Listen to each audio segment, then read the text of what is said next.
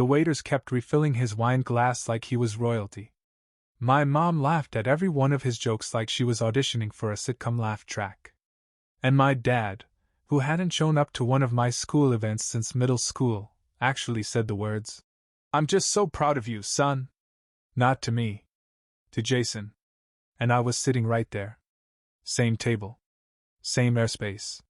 Allegedly the guest of honor, judging by the tiny blackboard sign that said, "Happy 29th, Eli." In fading gold chalk like an afterthought. But I smiled. Ate my $48 dry-aged filet like it wasn't seasoned with silent resentment. Said congrats. When they toasted Jason's new job as regional marketing director like it didn't land like a punch to the ribs. Let me rewind. I'm Eli Collins. Average height, above average sarcasm, professional background in surviving family dinners with my dignity intact.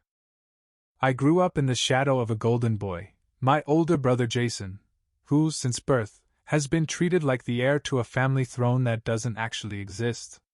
In our house, Jason's C+ in algebra was a growth moment. My A was expected. When Jason broke a window with a baseball? He's got such a strong arm. When I broke a lamp accidentally vacuuming? How careless can you be, Eli? He got a car on his 17th birthday. I got a used bike with 2 gears and a flat tire. His entrepreneurial, high school weed-selling phase?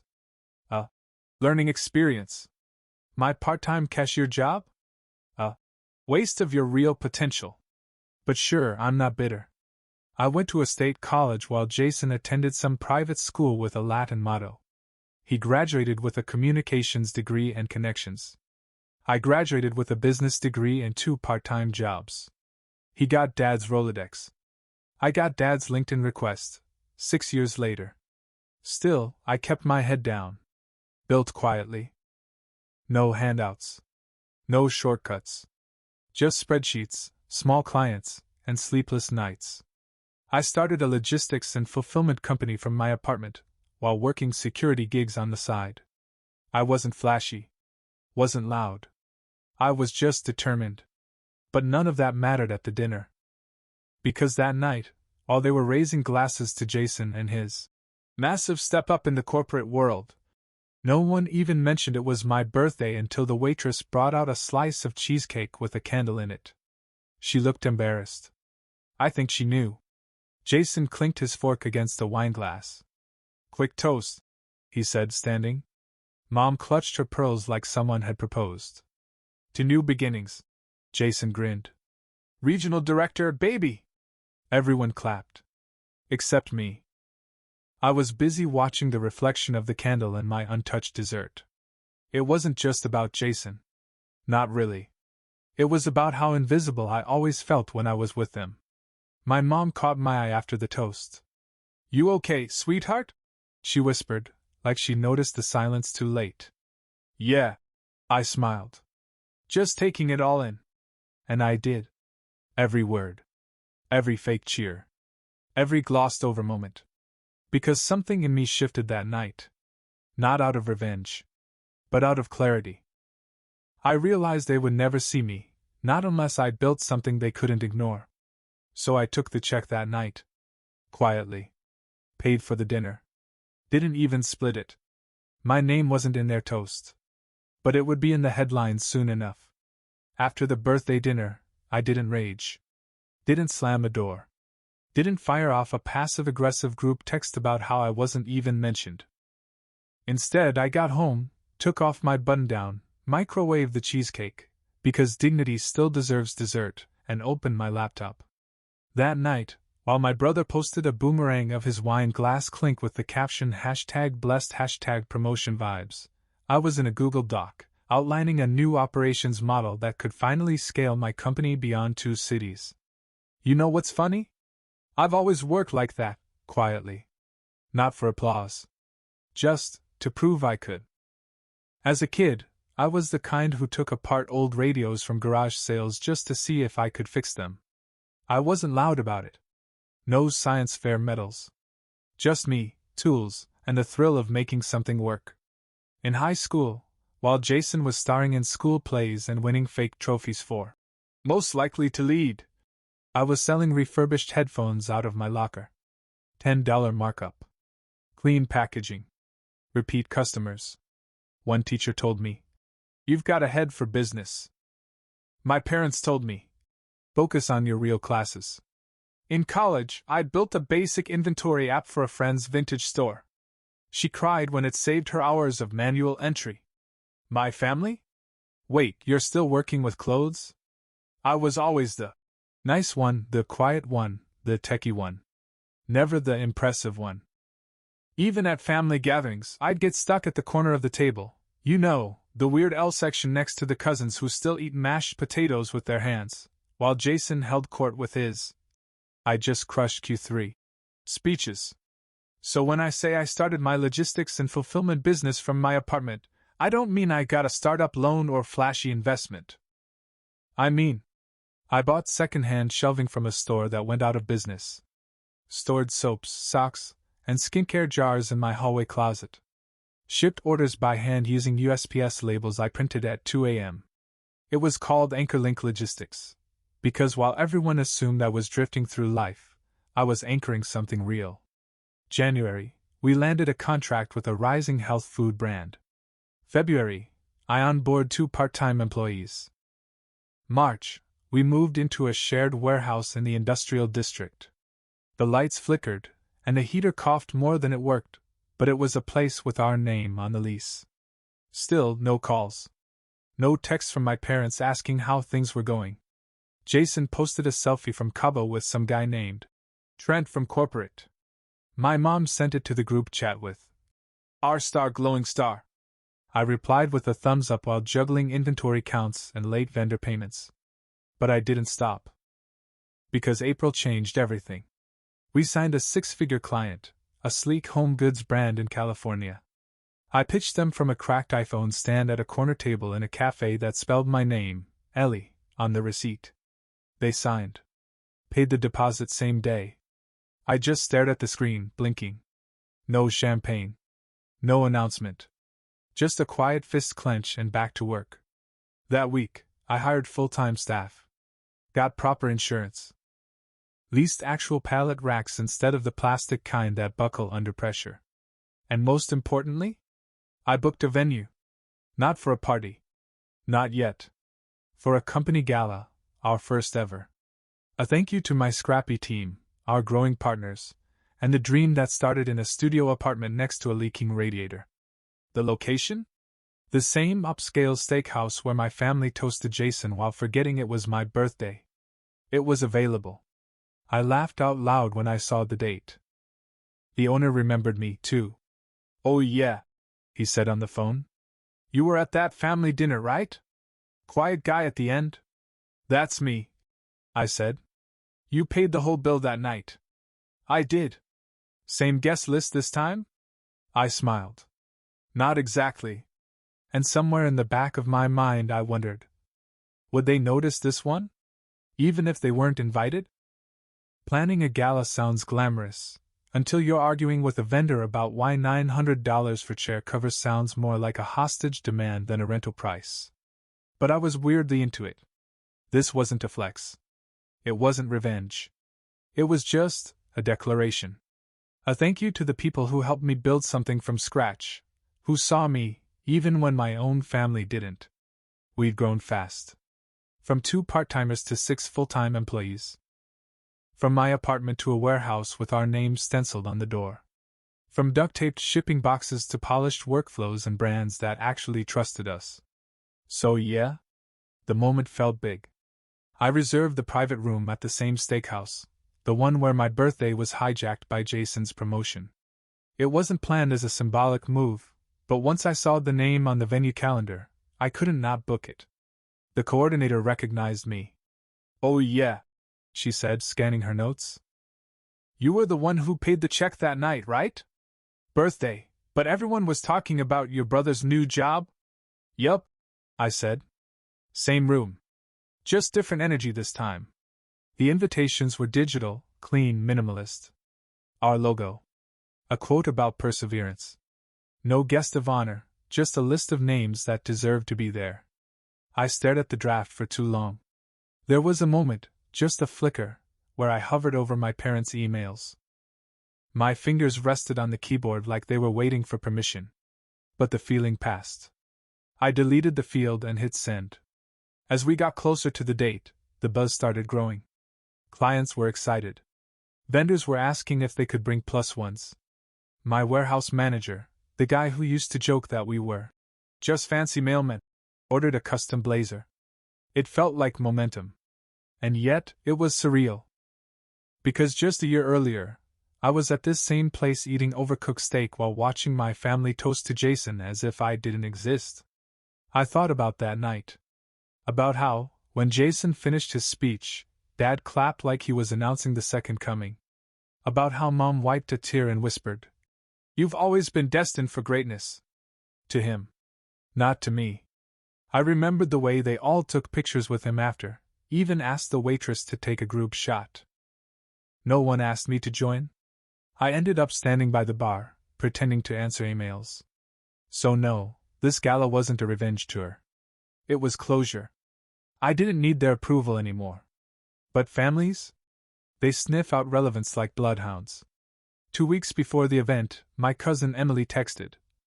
"Wait, are you the Eli behind AnchorLink? Jason said something about a gala?" I blinked at the message.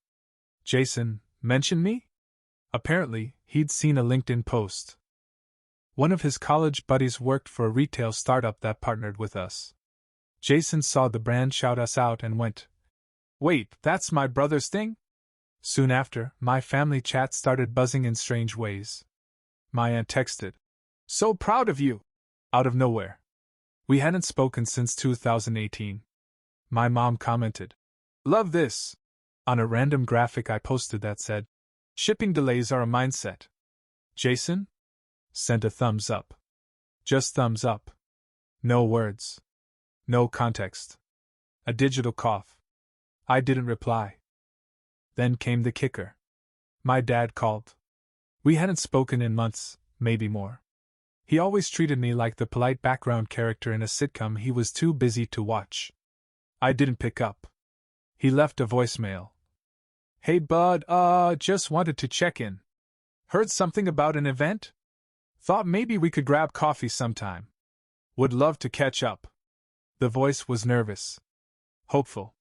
Like someone who just realized the person they forgot to applaud had gone, and built a stage. I didn't respond. But I saved the message. Something told me it wouldn't be the last time they reached out. And when they did, they wouldn't be walking through the front doors. They'd be standing behind glass. Looking in. The night of the gala, I showed up an hour early, partly to make sure everything was perfect, mostly because I didn't trust myself not to spiral if I had downtime. The restaurant looked completely different now. Dark wood polished to a gleam, warm ember lights glowing like it was a movie set. Tables dressed in matte black, silverware aligned like soldiers, menus embossed with AnchorLink logistics in clean serif font. A far cry from last year's family dinner, where I sat at this exact table and watched everyone raise a glass to my brother while my cheesecake melted under a candle no one lit. Now, I was the one being toasted, even if I hadn't written the speech yet. I exhaled. Checked my reflection in the window. Straightened my tie. Tonight wasn't about revenge. It was about recognition, not from them, but from myself. From the people who saw the late nights, the duct-taped shelves, the stubborn will that held the business together when the money didn't. The first guests arrived at 6:45 p.m. Vendors. Clients. A few industry friends who used to ignore my emails and now RSVP'd with, "Can I bring someone?" One woman, the operations lead from a big tech supply chain firm, walked in, scanned the space, and muttered, "Wow. You guys did this?" We did. My team showed up glowing. Button-downs pressed, shoes shined, like this was their red carpet. It kind of was. The energy buzzed, not loud, but warm. Grounded. We weren't flashy. We were the company people underestimated, until we delivered. At 7:15 p.m., the photographer asked for a group shot. I stood in the center, flanked by people who'd believed in this scrappy dream of mine before it was cool. Someone raised a toast. Someone else clinked a glass. The jazz trio in the corner played Misty like it was composed for us. Then it happened. I turned toward the front windows, the ones facing the sidewalk and the soft-lit patio hedge line, and there they were. My family. Just standing outside. Mom. Dad. Jason. Not inside. Not in line. Not holding coats or flowers or even questions. Just watching. They weren't dressed for a formal event. Jason wore rolled-up sleeves and loafers with no socks. My mom held her purse like a shield. My dad had his hands in his pockets like a man who walked into a situation 3 beats too late. For a second, I wondered if I was hallucinating. But then Mom stepped closer to the glass. Jason shifted awkwardly. Dad muttered something I couldn't hear. His mouth barely moved. They didn't knock. Didn't wave. Didn't try to come in. They stood there like museum visitors peeking in at a world they never expected me to be a part of, and definitely didn't build. And I didn't move. Didn't smile. Didn't even blink. Instead, I turned back to the room. Lifted a champagne glass. Tapped it with a fork, gently, once, twice. The jazz stopped. Conversations fell into silence. Every face turned toward me. I cleared my throat. My hand trembled slightly, but I gripped the stem tighter. I looked down at the paper I hadn't written. Then looked up. The speech wasn't for them. It was for everyone else. The ones in the room. I didn't plan on giving a speech. I had bullet points scribbled on the back of a napkin. Stuff like, thank the team. Shout out warehouse crew. Tell the shrimp story. But when I looked up and saw a room full of people who helped build this thing with me, people who saw me when my own family didn't, the words came on their own. I cleared my throat and spoke. First of all, thank you all for showing up. That alone makes this night better than my last birthday dinner. A ripple of laughter moved through the room. A few people glanced around, unsure if they were supposed to laugh. Someone near the back said, "Oh no, he didn't," under their breath. I'm kidding. Kind of. More laughter now, that warm kind. Real. When I started AnchorLink, I didn't have a business degree. I didn't have investors. Heck, I didn't even have proper shelving. I was literally packing boxes next to my radiator, fighting off a silverfish infestation and wondering if anyone would ever care what I was building. Some chuckles. Some wide eyes. I looked over at Tasha, one of our first clients. She nodded like, yep, I remember the early label mishaps. I didn't build this company to prove anything. I built it because I got tired of asking for a seat at the table. So I built my own. The room went still. Not dramatic, just thoughtful. I let the pause hang, and for half a second, I looked toward the window. They were still there. My mom, standing with her arms crossed tightly. Jason, hands in his pockets, shifting from one foot to the other. My dad staring through the glass like the reflection didn't include him anymore. But I stayed with the speech. This team, the one in this room, is the reason we're here. I've watched you reroute 200 orders during a snowstorm, hack together a barcode system in a weekend, and solve problems I didn't even know we had. You've made logistics look like magic. I smiled at Danny, our ops manager, who mock curtsied from the corner. And when things were rough, when we were one invoice away from collapse, you stayed. That kind of loyalty doesn't come from salaries or fancy job titles. It comes from shared belief. From grit. From way too much bad coffee. The room chuckled again, louder this time. I used to think success looked like what I saw growing up: suits, titles, parties with long speeches and champagne. There was a flicker of something behind the glass. Jason turned away slightly. But now I know. It looks like all of you. It looks like calluses and spreadsheets, like fixing printers at 2 a.m. and laughing when the Wi-Fi cuts out during a client pitch. I took a breath. Held my glass higher. So here's to the people who didn't just believe in the dream, they carried it. You made this real. And if you've ever felt unseen or underestimated, keep building. Keep showing up. Eventually, someone will notice. Another pause. Another look at the window. They hadn't left. But this time, it didn't sting. It didn't feel like longing or regret. It just felt settled. To us. The toast echoed back at me. To us. Applause erupted. Real applause.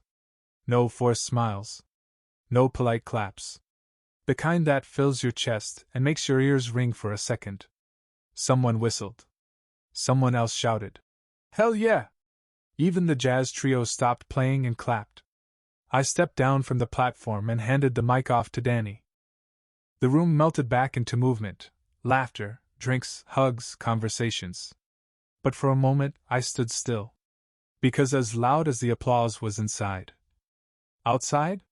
There was only silence. They hadn't moved. They didn't wave. Didn't call out. Didn't try to come in.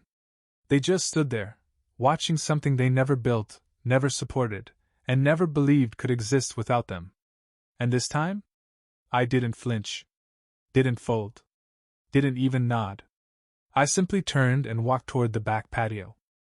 And I let them feel the glass. The morning after the gala, I expected silence. And for the first few hours I got it. No texts. No. We're proud of you. No. Let's talk. Not that I needed it. But a part of me, the version of me that used to wait by the phone after school concerts, still noticed the quiet. At 12:43 p.m., the silence cracked. Mom, the event looked beautiful. We're proud of you. Can we talk soon? I reread it twice. Proud? This woman once told me that learning how to run a business from YouTube made me unhireable. Now she's proud? At 12:47 p.m.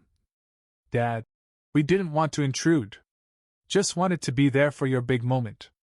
Ah yes, because lurking behind a glass wall like you're casing a jewelry store isn't intruding. Then 1:01 p.m. Jason, didn't realize how big your company's gotten. Good work, man. No punctuation. No apology. Just the emotional equivalent of a thumbs up from across the void. I didn't reply. But I screenshotted the texts and sent them to Danny with one caption. Apparently the gala had some surprise attendees. She replied with 3 cry laugh emojis and, do we send them leftover shrimp skewers or nah? They didn't stop. 2 days later, I was in a meeting when my phone buzzed again. Mom, maybe we could do lunch? Just you and me. I promise, no speeches this time, smiley face. That, this time, carried so much weight, I had to set my phone down and walk away. Back then, she gave Jason a full monologue at my birthday dinner. I got, what? A candle? Can you cover the bill, sweetie? Now she wants lunch. Dad, I know we haven't always understood what you were building, but we're trying now. I read that 3 times. Not. Sorry. Not. We messed up. Just. We're trying. Trying what? The new guilt flavor of the month? Jason. I told them not to show up, man. They dragged me along. You crushed it, though. I almost laughed. This was the same guy who once made a speech template for work functions and sent it to me with a note.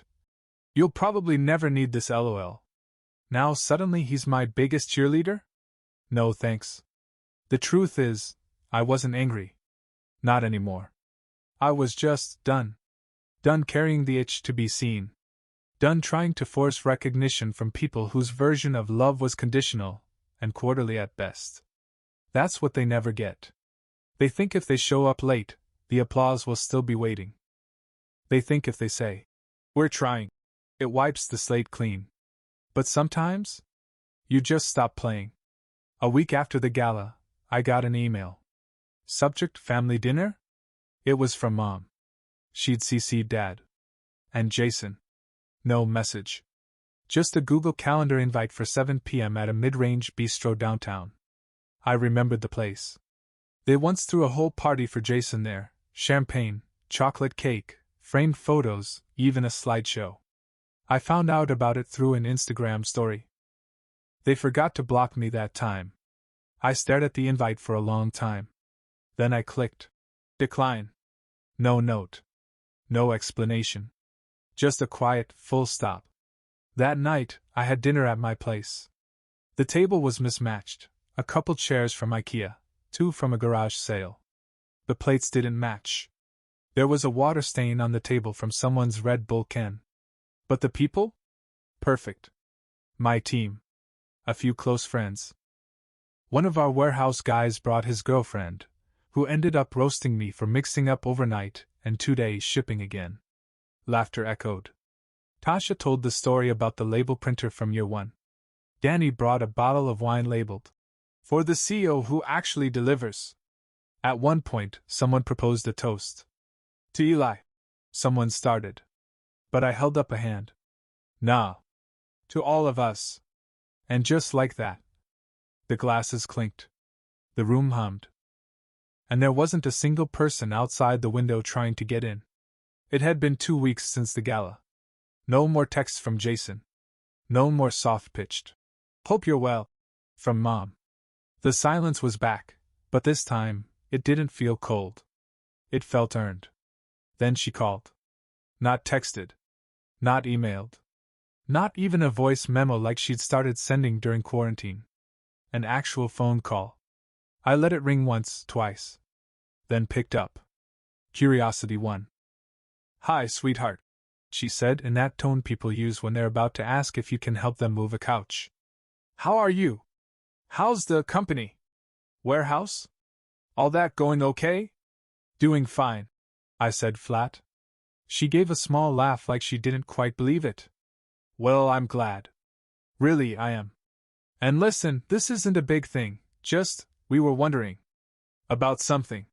Here we go." She took a breath, like she'd just gotten her cue. "Jason's been going through a rough patch lately. His department's doing some restructuring. You know how these companies are. No loyalty, even after everything he's done for them." I leaned back in my chair and stared at the wall. I knew exactly how those companies were. Especially when they promoted charisma over competence for years. He's just feeling really lost. And we thought, maybe, if there was a spot at your company. Even just something small? Until he gets back on his feet. There it was. Not, "He's sorry." Not, "We mishandled things." Just the age-old family language, "He needs something, what can you do?" I stayed quiet for a beat too long, because she added quickly. "Obviously it's your decision. We just thought, it could be nice. For both of you." I said, "I'll think about it." Which, in mom speak, translated to, "He's considering it." Praise be. But in Eli speak? It meant, "Not a chance." That night, I found an old group chat screenshot, the one from a few years back when Jason said, "Eli's got his little business, lol. Let's hope he doesn't accidentally ship himself in a box." Everyone had reacted with a laughing emoji. Everyone, except me. Back then, I'd stared at it for an hour, debating if I should defend myself or just leave the chat. Now, I was writing his rejection letter. Subject, re-employment inquiry. To Jason. CC Mom, Dad. Hi Jason. Thanks for reaching out via Mom. I've reviewed our current staffing needs, and unfortunately there aren't any open roles that would be a fit. Best of luck with everything going forward.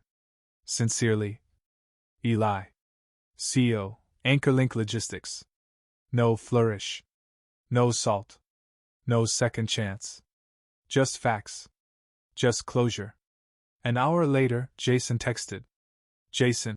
Wow. Cold. No punctuation. Just those 3 words. I stared at the screen. This from the guy who once told me I'd probably be a great assistant manager someday, somewhere. This from the brother who made a toast at my birthday dinner and didn't even mention I was in the room. Now I was cold? No. I was clear. There's a difference. That weekend, I had to drive past my parents' house. It wasn't planned. I was heading to a client meeting on the other side of town, and the highway detoured through my old neighborhood. Same cracked driveway. Same faded welcome mat. For a second, I slowed, not to stop, just to see. Mom was outside watering the hedge. Dad sat on the porch looking at his phone. Jason's car was in the driveway, the one they helped him buy when he needed mobility for his career. I drove past without waving. I didn't even make eye contact. But I did glance in the rear view. And for the first time in years, there was no ache. No tightness in my throat. No voice whispering, "Maybe if you gave them one more chance." There was just peace. They could call it cold. They could call it pride. But I called it finally being done begging people to see me, when I'd already built a life full of people who did. A month later, I got invited to another event. This time, not mine. The same venue. Same room. Same tables. But this one was a corporate networking night for local business owners, hosted by the Chamber of Commerce. Anchorlink was now a key sponsor. Funny how things turn. I arrived a little late, no speech this time, no cameras. Just a handshake, a seat, and a little name tag that read, Eli Walters, CO. I was halfway through a plate of grilled asparagus when I noticed a couple walk past the windows outside. They were peering in. Curious. Hesitant. It was my mom and dad. Jason wasn't with them. I don't know if they meant to be seen this time. They weren't waving. They weren't smiling. Just standing behind the glass again, like they didn't know how to come in, or if they were even welcome. And I didn't stand. I didn't wave. I didn't nod. I simply reached into my jacket pocket, pulled out a small envelope, and handed it to one of the event coordinators. Inside was a donation check, enough to sponsor 5 new local business grants under Anchorlink's name. "Want me to announce it?" she asked, eyes wide. I smiled. "No. Just post the winners later." Then I raised my glass toward the window, just high enough. Not a toast. Not an invite. Just a subtle signal. And then I turned away. Because some stories don't need a reunion. Some just need a better ending.